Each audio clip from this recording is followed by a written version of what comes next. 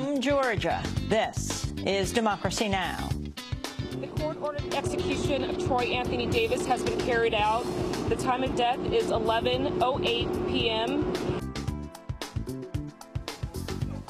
Troy Davis was executed by the state of Georgia Wednesday night for a murder he maintained to the end he did not commit. His older sister, Martina Correa, fought for his life to the end, even while fighting for her own. I've been battling cancer for 10 years, and I don't have cancer, but I'm reaping some of the effects of the medicine. Several months ago, I was doing fine, and after that, I couldn't get up out of the chair. But I'm here to tell you that I'm going to stand here for my brother today.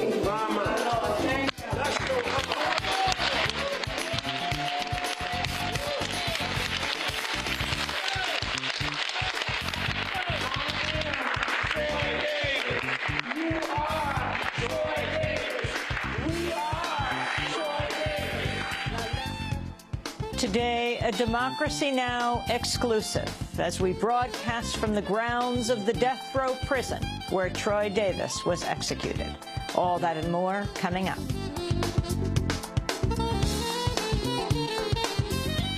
Welcome to Democracy Now!, democracynow.org, the War and Peace Report. I'm Amy Goodman. Here in Georgia, Troy Anthony Davis was killed by lethal injection last night after the Supreme Court refused to stop his execution. Supporters ranging from the hundreds gathered outside the prison to the millions watching around the world had held out hope as the Supreme Court weighed Davis's last-ditch appeal. Davis was convicted of the 1989 killing of off-duty white police officer Mark McPhail. Since then, 7 of the 9 witnesses have recanted their testimony. There's no physical evidence tying Davis to the crime scene.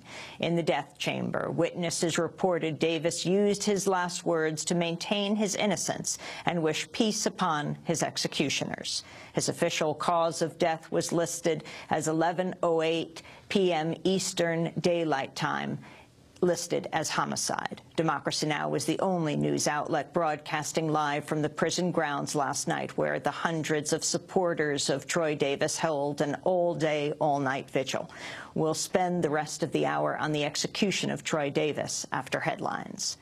The freed U.S. hikers Shane Bauer and Josh Fatal have left Iran after their release from prison. Bauer and Fatal are now in Oman, reuniting with family members before heading home to the United States. The two were arrested in 2009 while hiking near the Iran-Iraq border, along with Sarah Shord, who was released last year. Bauer and Fatal spoke briefly to reporters upon landing in Oman. We are so happy we are free and so relieved we are free. Our deepest gratitude goes towards His Majesty Sultan Qaboos of Oman for obtaining our release. We're sincerely grateful to the government of Oman for hosting us and our families. 2 years in prison is too long, and we sincerely hope for the freedom of other political prisoners and other unjustly imprisoned people in America and Iran. The Obama administration and congressional leaders are stepping up their campaign to subvert the Palestinian bid for recognition at the United Nations. On Wednesday, the Senate Appropriations Committee threatened to withdraw U.S. aid to the Palestinian Authority and potentially close its U.S. office if the bid goes ahead. The move echoes a similar measure making its way through the House. President Obama, meanwhile, delivered a speech before the United Nations General Assembly that focused on his rejection of the Palestinian effort for recognition. In his remarks, President Obama claimed to support a Palestinian state, even as he sought to convince international diplomats to reject one. We seek a future where Palestinians live in a sovereign state of their own, with no limit to what they can achieve. And there's no question that the Palestinians have seen that vision delayed for too long. It is precisely because we believe so strongly in the aspirations of the Palestinian people that America has invested so much time and so much effort in the building of a Palestinian state and the negotiations that can deliver a Palestinian state. President Obama went on to suggest that refusing to recognize Palestinian rights is justified because of Israel's security needs. But in a glaring omission, Obama made no mention of Palestinian security nor of Israel's torture and killing of tens of thousands of people in the occupied territories and Lebanon. America's commitment to Israel's security is unshakable. Our friendship with Israel is deep and enduring. And so we believe that any lasting peace must acknowledge the very real security concerns that Israel faces every single day. Let us be honest with ourselves. Israel is surrounded by neighbors that have waged repeated wars against it.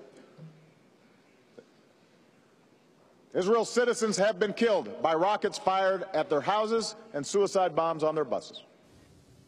President Obama also made no mention of Israeli settlements in the occupied West Bank, a retreat from his previous statements that settlement expansion is illegitimate. Palestinians say they're undeterred and are vowing to continue with their bid. A new poll, meanwhile, shows President Obama's public stance on Palestinian recognition is more extreme than that of a strong majority of Israeli citizens. A joint Israeli-Palestinian poll shows 69% of Israelis think their government should accept UN recognition of an independent Palestinian state. The survey also found 83% of Palestinians in the occupied territories support the bid. NATO has extended its military campaign in Libya by another 3 months. NATO head Anders Fogh Rasmussen announced the move. Today, the NATO Council has decided to extend our operation in Libya for now, while keeping the situation under regular review. We are determined to continue our mission for as long as necessary, but also ready to terminate it as soon as possible. This technical rollover is for up to 90 days, but the regular review allows us to end our tasks at any time, and we will do this in close coordination with the United Nations and the Libyan authorities. Global stock prices have plummeted after the Federal Reserve issued a new warning about the slumping economy and announced limited measures to boost a rebound. On Wednesday, the Fed warned of continued weakness in the labor market and elevated unemployment mark, quote, significant downside risks to the economic outlook, including strains in global financial markets. The Fed also unveiled a $400 billion plan to sell short-term bonds and purchase long-term debt. A divided federal appeals court has cleared the way for a challenge to the wiretapping authorities approved by Congress in 2008 under then-President George W. Bush. A number of groups, including Amnesty International and American Civil Liberties Union, have challenged the wiretapping powers, calling them unconstitutional. The Obama administration's continued the Bush administration's effort to dismiss the case. On Wednesday, the U.S. Court of Appeals for the Second Circuit reached a deadlock of 6-6, an outcome that allows for the challenge to proceed before a lower court. The Islamic Cultural Center, that's come under widespread attack from Republicans and other opponents over the past year, has finally opened its doors in downtown New York. The Park 51 Community Center, dubbed by opponents the Ground Zero Mosque for its proximity to the site of the 9/11 attacks on the World Trade Center, officially began operations on Wednesday. The center marked the occasion with a photography exhibition from New York City children who hail from all over the world.